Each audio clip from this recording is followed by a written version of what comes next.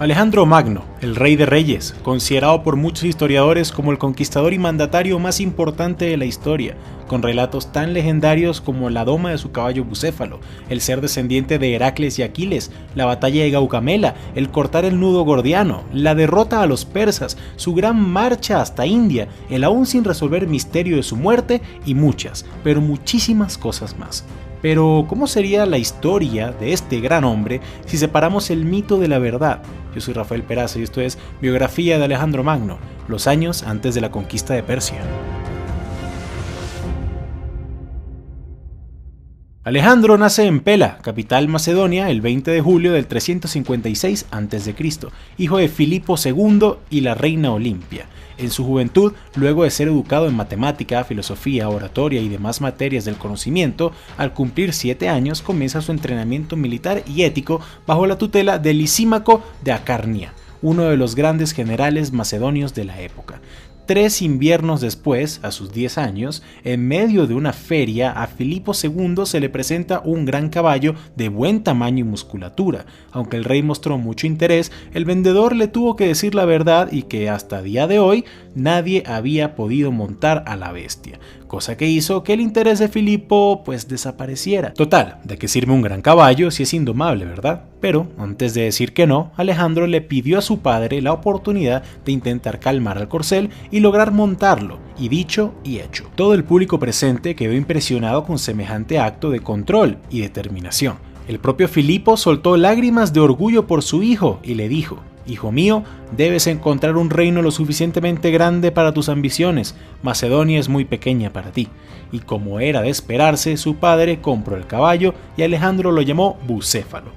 Por muy impresionante que esta historia suene, cabe aclarar que muchos historiadores de la época se tomaban ciertas libertades al momento de escribir los acontecimientos vividos. Muy pocos utilizaban testimonios de la gente del común presente y casi todas sus fuentes provenían del gobierno de turno o de personas de gran poder, por lo que es justo decir que tal vez este acontecimiento y muchos más en la historia de Alejandro sean exageraciones dramatizadas, con el fin de enganchar al lector e inflar la leyenda de los monarcas de la época. Pero aún así no hay forma de demostrar que este fuera el caso, y además personalmente creo que historias como estas no le quitan o sobran a la leyenda de alguien, sino que más bien la hacen más interesante e invitan a cualquiera que esté interesado en la historia a averiguar más sobre la misma. A sus 13 años, Alejandro recibió su educación de la mano de uno de los personajes más importantes de la Grecia antigua, el mismísimo Aristóteles.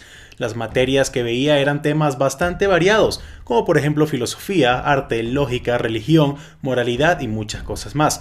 Pero el futuro rey de Macedonia no era el único alumno, ya que junto a él estaban muchos niños de la realeza griega que más adelante serían sus propios generales y hasta sus amantes. A sus 16 años, luego de que Filipo le declarara la guerra a la ciudad de Bizancio, que más adelante sería Constantinopla y mucho después la actual Istambul, Turquía, el rey debía marchar con sus hombres lejos de casa y en vez de dejar la ciudad bajo el control de alguna de sus esposas o consejeros o generales o cualquier otra persona más capacitada, dejó a Alejandro a cargo. Semejante acción nunca se había visto antes. Un muchacho, un adolescente gobernando el imperio griego más grande del momento. Las campañas militares del pasado podían llegar a durar años incluso, así que aprovechando esta situación en que no solo la mayoría de soldados del imperio estaban fuera de casa, sino que un niño era quien estaba tomando las decisiones, la tribu de los medos de Tarsia, que estaban descontentos bajo el control macedonio, deciden levantarse e intentar separarse del imperio. Pero, sin dudarlo, Alejandro mandó al resto del ejército macedonio a la zona, expulsó a los medos y repobló dicha zona con una mayoría de ciudadanos griegos, retomando así el control y la estabilidad regional. Gracias a esta rápida y decisiva acción, al volver a casa, Filipo le otorga a Alejandro su propio ejército y le da la tarea de calmar y controlar cualquier tipo de levantamiento civil o militar dentro de las fronteras del imperio. 3 años después, cuando los tebos y atenienses se levantaron contra Macedonia, Alejandro y Filipo lideraron unidos sus ejércitos y luego de varias grandes batallas, sus enemigos fueron derrotados. Ahora Macedonia tenía bajo su control a la mayoría de todos los estados y ciudades griegas del momento. Por cierto, este video se hizo luego de que en nuestro podcast sobre la persona más importante de cada época, Alejandro Magno se llevase el premio como el griego más importante del mundo antiguo. Link al video en la descripción. A pesar de sus grandes proezas y respeto por el pueblo macedonio, luego de que Filipo se casara por última vez con una mujer macedonia llamada Cleopatra Eurídice, pues a diferencia de su madre Olimpia, Cleopatra era macedonia de nacimiento, haciendo que si ella y Filipo tenían un hijo varón, este fuese el nuevo heredero directo al trono. Ante esta situación y sintiéndose traicionado por su propio padre, Alejandro y su madre abandonan Macedonia y comienzan a viajar por diferentes estados y regiones, tanto dentro como fuera del imperio macedonio, que ahora tal vez ya no sería suyo algún día. Pero luego de un tiempo y de recibir varios mensajes de su padre pidiéndole que volviera para discutir la situación, este regresa a casa. En el 336 a.C., la realeza macedonia viaja a Egea para la boda de la hermana de Alejandro, Cleopatra de Macedonia, y Alexander I de Epiro, también tío de Alejandro. Sí, esta gente eran unos genios para los nombres, ¿no? Cuando de repente, sin aparente razón, uno de los guardaespaldas de Filipo asesina al rey y ahora Alejandro, con tan solo 20 años, tomaría su posición. Muchos dirán que esto era una estrategia de Alejandro para evitar que su padre tuviera otro hijo, pero la verdad es que esta situación lo ponía muy en peligro. Alejandro no tenía hijos, no tenía la confianza de todos los generales, no era 100% macedonio y muchos lo acusaban de mandar a matar a su propio padre. Todo esto hacía que el joven monarca fuera presa fácil para cualquier persona con poder e influencia que quisiera tomar el trono, por lo que Alejandro rápidamente se vio obligado a tomar medidas drásticas, no solo para asegurar su mandato, sino su propia supervivencia. Mandó a matar a varios de sus primos, de los guardaespaldas de su padre y varios generales también. Su madre Olimpia ordenó la ejecución de la hija de Cleopatra y Filipo, y también a otras personas que podían representar una fuerte amenaza contra su hijo. Y luego de varias sangrientas semanas y estando en relativa seguridad, Alejandro comenzaría uno de los reinados más importantes, impresionantes y significativos de toda la historia de la humanidad. Por segunda vez en su vida, enemigos de Macedonia verían la juventud de Alejandro como una desventaja que aprovechar. Pero esta vez no sería una tribu no muy grande al norte de Grecia, sino dos de las ciudades-estados más importantes de la historia y que hasta hace poco habían sido anexadas: Atenas y Tebas. Alejandro reúne a su ejército y decide marchar al sur, y ante la imagen del nuevo rey de Macedonia, junto con miles de sus temidos soldados, muchos de los levantamientos se desintegraron pacíficamente sin luchar, y los que no, pues vieron un final bastante trágico. Tras 2 años de su mandato, Alejandro había pasado casi todo su tiempo apagando todo tipo de levantamiento dentro de sus fronteras e incluso había expandido las mismas luego de varias cortas pero eficaces campañas militares en contra de sus vecinos. El problema es que ahora su imperio era tan grande que si alguien se levantaba en el norte y el rey marchaba para solucionar dicho problema, rebeldes en el sur pues se aprovechaban de la situación para hacer lo mismo. Frustrado por todo lo que estaba pasando, Alejandro se dirige a Tebas, que de nuevo se quería levantar, y para dejar bien claro lo que a partir de ese día le pasaría a cualquiera que se osara rebelarse ante su rey, Alejandro destruye la histórica ciudad por completo, no quedó nada de ella. Casi todos los hombres de la ciudad fueron ejecutados y las mujeres y niños vendidos como esclavos. Nadie en Grecia volvería a levantarse en su contra. Alejandro no era un diplomático, para él la única forma de acabar con un conflicto era por medio de batallas, por lo que en el 334 a.C. lidera un ejército de 40.000 hombres hacia Persia, el imperio más grande del momento. Muchos consideraban esto como una locura. Los persas contaban con más de 300.000 soldados activos en todo su imperio y en el pasado ya habían marchado en suelo griego con gran poder.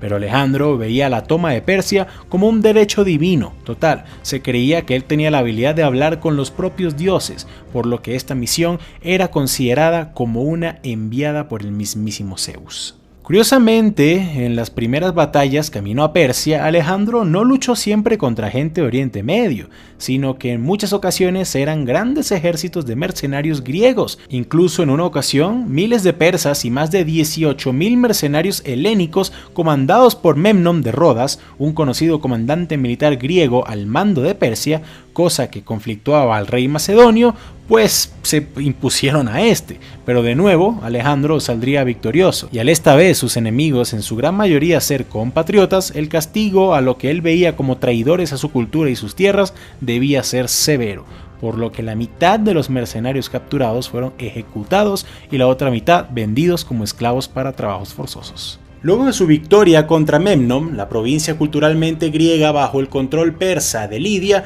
actual oeste de Turquía, sería anexada poco a poco a Macedonia. Muchos pueblos recibieron a Alejandro y sus hombres como libertadores, pero en otros las batallas fueron bastante sangrientas. La más grande de estas siendo el asedio al puerto de Halicarnaso, donde la flota persa había desembarcado en la ciudad con el fin de enfrentar a Alejandro, frenar su expansión y evitar el control total macedonio de Lidia. ¿Y quién estaba bajo el mando de la ciudad? Así es, amigos, Memnon de Rodas, que luego de haber escapado estrechamente de su último encuentro con el rey macedonio, estaba dispuesto a hacer lo posible para vengarse del joven monarca. Pero luego de varios intentos de asedio, las tropas de Alejandro logran derribar las murallas de la ciudad y posteriormente atacarla directamente, pero no antes sin que el mercenario griego le prendiera fuego totalmente a toda la ciudad para evitar que Alejandro aprovechara sus recursos y para mandar un ejemplo a todo pueblo o ciudad que quisiera recibir a los macedonios. Y de nuevo Memnon y la flota persa huyen ante la posibilidad de ser destruidos por completo por el rey griego. La pérdida de Halicarnaso significaba que los persas ya no tenían ningún puerto mayor bajo su control en Lidia, por lo que oficialmente la provincia era de Macedonia. Adentrándose cada vez más en lo que hoy es Turquía, Alejandro llega a Gordión, capital de la zona y para ese entonces la puerta de Asia. Alejandro es presentado con una tarea para determinar su futuro. Este tendría que deshacer un muy complejo y fuerte nudo, llamado el nudo gordiano, para soltar una carreta de bueyes. La leyenda decía que aquel monarca que lo lograra estaría destinado a conquistar Asia y el mundo entero. Ante semejante reto, Alejandro comienza a ver cómo podría deshacerlo, y luego de ver el nudo por unos momentos y llegar a la conclusión de que no había forma de desarmarlo tradicionalmente, con un rápido movimiento de su espada corta la cuerda, técnicamente así logrando su cometido. Muchos historiadores tratan esta historia como leyenda, otros no, pero personalmente de todas las fantásticas anécdotas sobre Alejandro, creo que esta es de las pocas que es totalmente real y sin exagerar. Tanto los griegos como los persas de esa época eran muy supersticiosos y tenían cientos de pruebas que eran la excusa perfecta para dar una señal. El que Alejandro cortara la cuerda demostraba lo diferente que este hombre veía el mundo y cómo cumplir sus objetivos de forma poco ortodoxa, de ser necesario, ¿no? Así que se podría decir que esto no es una leyenda, sino incluso un hecho. Siguiendo su camino y ganando batalla tras batalla, incluso contra ejércitos con mayores números al suyo, la leyenda de Alejandro comenzó a resonar en los oídos de toda la gente del mundo conocido por los macedonios. Cada vez más esa leyenda de que el joven rey era descendiente de los dioses se afirmaba más al nunca haber sido derrotado y al ya haber conquistado territorios que duplicaban en tamaño el de la ya bastante grande Macedonia dejada por su propio padre. Ahora ya varios reinos se lo pensaban dos veces antes de enfrentarse al macedonio. Para el año 332 a.C., Alejandro ya había conquistado gran parte de lo que actualmente es Turquía y en su camino al Medio Oriente pone sus ojos en la muy importante isla ciudad-estado de Tiro, en la costa de lo que hoy en día es el Líbano. Pero esto no sería fácil, la ciudad estaba muy bien fortificada gracias a sus grandes muros de piedra y pues al ser una isla complicaba cualquier tipo de asedio tradicional. Así que por 7 largos meses lo que hizo el rey macedonio fue bloquear navalmente la ciudad, impidiendo así que entrara cualquier tipo de ayuda o suministros. También utilizó grandes piedras puestas en formación de lado a lado para que el ejército invasor pues lograra evitar que grandes cantidades de agua pasaran por ahí, formando así pues un puente natural entre la isla y la costa. Y con el tiempo lograron vencer los muros de la gran ciudad y por fin capturarla. Muchos generales y conquistadores históricos habrían visto esta determinación de evitar ser derrotados como algo admirable y digno también por parte de los locales, pero Alejandro estaba fúrico. 7 meses perdió tratando de tomar la ciudad, el conflicto más largo que lucharía en su vida. y de no ser por su ingenio al idear un plan y pues el puente natural para la ciudad, esta habría resistido durante mucho más tiempo. Y para poner el ejemplo, Alejandro ordena la ejecución de 8.000 ciudadanos tienenses, todos civiles. Por muy crueles que sus acciones en Tiro fueron, el mensaje que esto envió a las ciudades vecinas fue muy claro. Del Líbano a Egipto, nadie se levantó en contra del rey invasor, nadie excepto una sola ciudad, Gaza.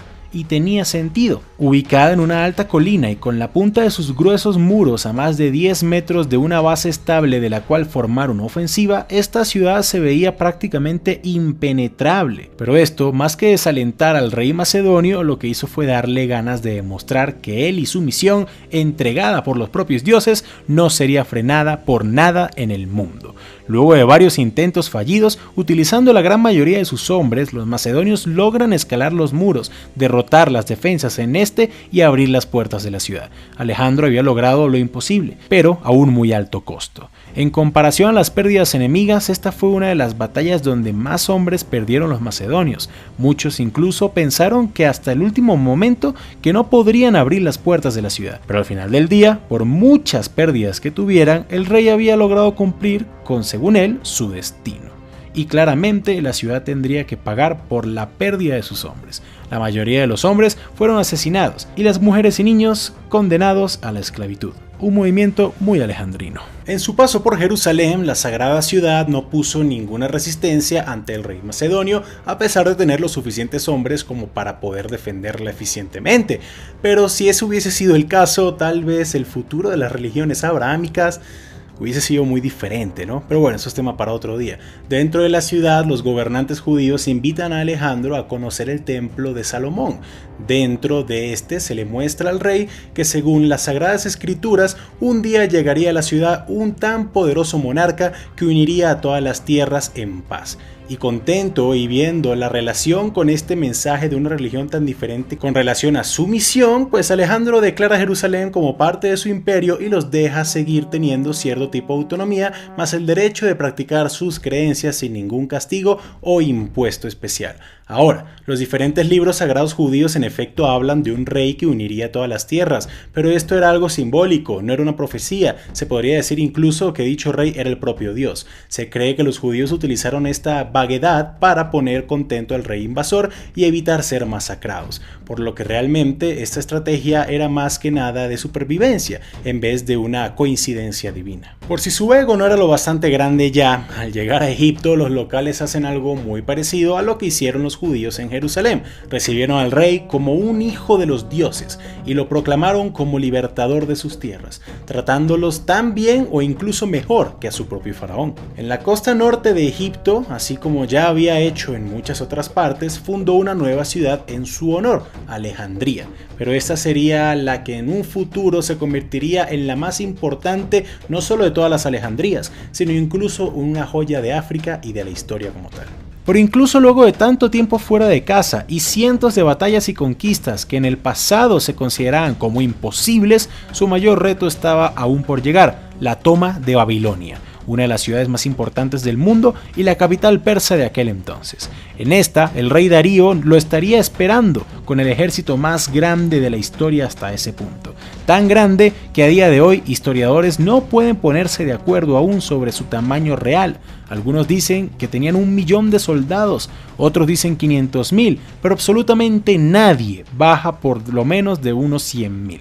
La verdad, aunque documentos oficiales de la época afirman que sí eran 1 millón de persas contra 47.000 soldados de Alejandro, estas escrituras fueron creadas por los propios griegos, que presuntamente habrían exagerado los números para hacer ver aún más épica la gran victoria de Alejandro. Aunque historiadores fieles a los documentos siguen afirmando los 7 dígitos de soldados enemigos, arqueólogos y registros culturales de la zona de ese tiempo que no eran griegas han llegado a la conclusión de que el máximo de soldados persas que lucharon habría sido de 250.000 y el mínimo de unos 100.000. pero incluso si eran solo una décima parte de los números que decían los griegos, la desventaja seguía siendo mayor de 2-1, y cuando había tanta gente luchando, no existía ninguna estrategia que se mantuviese en pie por largos tiempos. Al final sería una masa humana luchando hombro con hombro por sus vidas. Y justamente eso fue lo que pasó en la histórica batalla de Gaugamela, una de las batallas más grandes, épicas e importantes de toda la historia de la humanidad. No podemos describir todos los hechos de la batalla de Gaugamela, ya que esta por sí sola podría tener su propio video, pero lo que sí diremos será que a pesar de la gran dificultad de comunicar órdenes a tantos hombres, la estructura de mando macedonio era tan fuerte y a sus comandantes gozar de gran libertad y talento estratégico, incluso cuando la visual con el rey se perdía y los planes originales ya no servían, los bloques, las poderosas falanges y la rápida caballería griega siempre sabían qué hacer. Pero lo mismo no se podía decir de los persas, que más que un ejército parecían olas y olas sin control de soldados destinados a chocar y ser destruidos contra una fuerte costa macedonia. En medio del desastre, Darío se ve obligado a tomar su caballo y huir. No sabía absolutamente nada de lo que estaba pasando, si iban ganando o no, o incluso si el propio Alejandro, el cual Darío ya había visto con sus propios ojos, había caído en combate al estar en la primera línea de fuego. Así que frente a tantas dudas, lo más inteligente ya era que él huyera. El problema fue que al ver a su rey retirándose, también lo hizo gran parte de su ejército, que dándole la espalda a los griegos, recibieron aún más bajas que cuando estaban luchando. Y a los pocos minutos de la retirada del rey enemigo, la victoria macedonia era absoluta. Por cierto, este video se hizo luego de que en nuestro podcast sobre las personas más importantes de cada época, Alejandro Magno se llevase el premio como el griego más importante del mundo antiguo. Link al video en la descripción. A pesar de estar fúrico por no haber capturado a Darío para por fin cortarle la cabeza a la serpiente que era el imperio persa, Alejandro y sus hombres entran en la histórica Babilonia y disfrutan de fiestas, festines, mujeres, hombres y demás. Pero luego de los muy merecidos excesos, resumen su camino y siguen marchando. La cacería de Darío había comenzado. Luego de meses, Alejandro por fin consigue a Darío, pero había un problema. El gran rey persa estaba muerto. Habría perdido su trono y su vida a mano de uno de los hombres de su confianza e incluso de su propia sangre, Besos, el nuevo rey de Persia. Así que de nuevo, otra cacería comenzaría. Esta persecución se llevaría a cabo por varios meses en toda Asia Central. Las decisiones y los bloqueos del nuevo rey persa incluso harían que el macedonio se viera obligado a tomar rutas peligrosas, perdiendo cientos de hombres por día, hasta que los persas se cansaron de huir y Besos ordena una defensa de la ciudad de Bactra. Pero esta sería simplemente una batalla más que el rey macedonio estaba destinado a ganar, así que por segunda vez no sería Alejandro el que tendría el honor de capturar a su enemigo, sino que fueron sus propios generales los que lo entregaron encadenado a los griegos, y aunque no fue su captor, Alejandro sí sería su juez y jurado. El macedonio le cortó las orejas y la nariz, algo inmoral para los griegos, pero un digno castigo para un regicida por los persas. Alejandro estaba fúrico con Besos, ya que fue él quien le quitó el derecho divino de capturar al rey de reyes persas y cumplir con su destino. Pero en vez de matarlo para buscar paz en la región, el macedonio le entrega al traidor al hermano menor de Darío, Oxatres, que lleva al prisionero al mismo lugar donde había asesinado a Darío para ser crucificado y luego descuartizado. Todo esto según el historiador Plutarco, padre de las biografías. Tras ser declarado rey indiscutido de Persia, Alejandro comienza a comportarse más como uno de sus nuevos súbditos que como el griego que era. Habían pasado más de 7 años desde que su campaña expansionista había comenzado, y al lograr su cometido, en vez de volver a Macedonia, Alejandro prefiere quedarse en Babilonia y hasta casarse con una mujer persa, cuando aún no tenía esposa griega. Esto era indignante para sus hombres, ya que su rey cada vez parecía menos macedonio y más como uno de esos hombres con los que tanto habían luchado y se habían cobrado miles de las vidas de sus hermanos. Pero la leyenda de Alejandro era tan grande que su ejército lo seguiría respetando y obedeciendo. Pero su lealtad ciega tenía fecha de caducidad. Luego de Persia, el siguiente objetivo de Alejandro sería la India, donde incluso cuando mandaba mensajeros ordenando la rendición pacífica de todos los reinos de la zona, y algunos le hicieron caso, la mayoría se negaron. La campaña militar en India sería cruel y despiadada, el ambiente era hostil y se prestaba para tácticas militares jamás vistas por parte de los griegos, una guerra de guerrillas. Los macedonios no veían a los indios como humanos, sino más bien como monos erguidos, bestias que debían ser puestas en su lugar. Una historia curiosa del rey macedonio en la India es que, pasando cerca de los Himalayas, Alejandro había escuchado el rumor de la existencia de bestias humanoides de gran tamaño y que vivían en las montañas, exigiéndole a los reinos indios de la zona que le trajeran un espécimen vivo para él poder verlo. Semejante acción pues nunca fue llevada a cabo, ¿no? Y se sabe que dicha bestia era lo que hoy llamamos un yeti. De todos los reyes y líderes indios a los que Alejandro se enfrentó, el rey Prus del Punjab fue el que mayor y mejor resistencia montó contra el macedonio.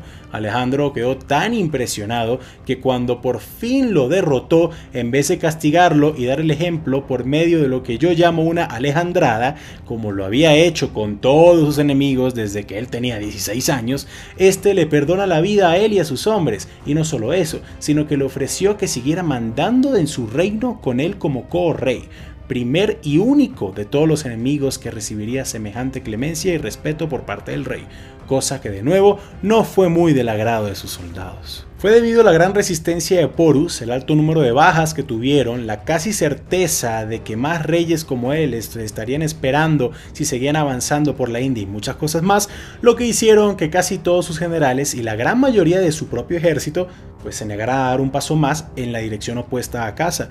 Incluso luego de varios discursos y promesas del rey, la moral estaba tan baja que nadie haría que sus hombres siguieran avanzando.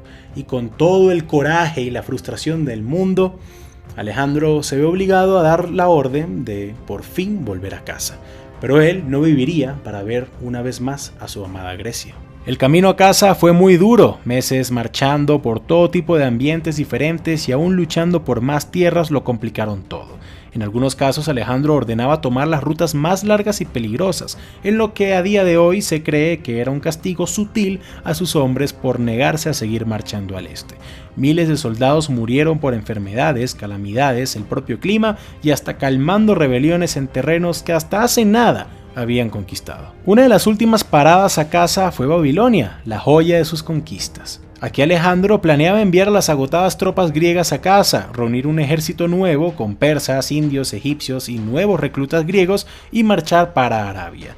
Pero, inesperadamente, en la noche del 10 de junio de 332 a.C., el rey macedonio fallece en su cama. La causa de su muerte sigue siendo incluso un misterio para hoy en día. Algunos creen que fue fiebre tifoidea contraída en la India, donde la enfermedad era muy común y por la misma que muchos de sus hombres habían muerto en el camino a casa. Otros se arriesgan a decir que el rey de reyes fue envenenado por sus propios generales, y la verdad los motivos existían y eran muy claros, pero la más común de todas las teorías es la más simple sinceramente: murió borracho. Puede que haya sido por una fiebre luego de estar más de 30 horas bebiendo sin parar y sin dormir, lo que habría debilitado tanto su cuerpo hasta el punto de morir por fatiga, o como ya dijimos, fiebre. O también puede ser que bebió mucho vino sin mezclar y las toxinas pues le cobraron la vida. Luego de su muerte, su cuerpo fue colocado en un sarcófago de oro y enterrado en Alejandría, Egipto. Con el pasar de los años, el difunto Alejandro recibió muchas visitas inesperadas y también indeseadas. Augusto, primer emperador de Roma, quiso ver el cuerpo del rey, pero en el proceso dañó el sarcófago. Calígula, el emperador loco, le robó su icónica placa pectoral, y estas, más otras tragedias más, hicieron que al final la tumba y el cuerpo de Alejandro, uno de los hombres más importantes, sino incluso el más importante de la historia, se perdieran para siempre. Tras su muerte, su gran imperio fue segmentado y repartido entre sus generales. Su único hijo, aún niño, mitad griego, mitad persa, fue asesinado, y aunque su legado físico fue destruido por completo, sus historias, sus proezas, sus viajes, sus logros, su carácter, su carisma y en especial esa idea del máximo conquistador rey que ha existido, trataron de ser copiadas por cientos de otros titanes de la historia, y a día de hoy se sigue viendo a Alejandro y a su corta vida como el rey de reyes, el magno, el grande. ¿Con qué otra biografía les gustaría que hagamos el siguiente video? Coméntalo en la parte de abajo. Quiero agradecer a mis Patreons Leonardo Aramayo, Josie Frismar, Asensio Torres, Francisco de Cirán, Josué López, José Cortés y Dinimations, a Popor, en especial a mi pana Fabián Benítez, por apoyar directamente al canal y ayudar muchísimo para que sigamos subiendo la calidad de los videos. Si tú también quieres ayudar directamente, puedes unirte a la lista y convertirte en Patreon. Si eres nuevo en el canal, te invito a que te suscribas para que puedas estar al tanto de cuando publico estos videos, y si compartes estos con más personas, también me estarás ayudando muchísimo. Sin nada más que agregar, yo fui Rafael Peraza, para el baúl de los conocimientos inútiles, y que tengan muy buen día.